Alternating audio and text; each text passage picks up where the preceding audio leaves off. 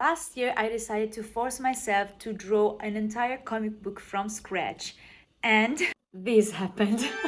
1 year ago, I decided to use this Moleskine A4 art collection sketchbook I had thrifted to try draw a comic book without having a script first. I had experienced in my life and in my career as a comic artist. I started doing this job back in 2018 with the publication of my first graphic novel, and as I was saying, during this experience and during my career, I've been told by a publisher at some point, right after publishing my first book, that it was best for me if I just did draw and did not write, because my stories weren't good, and so it wasn't worth it. For some time, I thought that my disappointment in that interaction was driven by pride, because I wanted to be also an author in terms of a writer and an illustrator for my books.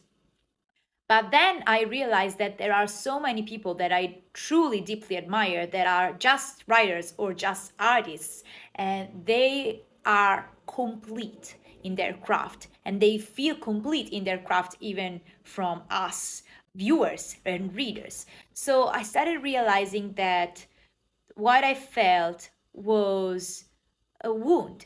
I was hurt because I had within me stories I wanted to tell. I had within me things I wanted to say, but I felt like I wasn't worth the time.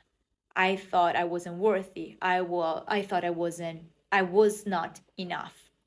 And so for the longest time, I've put away like little stories and dreams I had, and dreams in terms of like while I was sleeping, I would wake up with these images and little scenes, and I would write them down, but then put them away.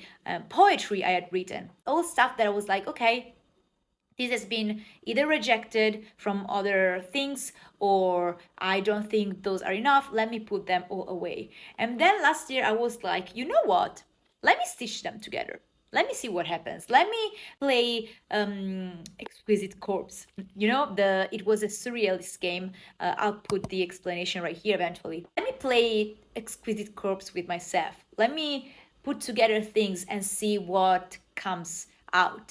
And then I get a deal with my comic collective and independent publisher, which is Ragdoll, an independent publishing project made by all authors like me. At that point, I'm like,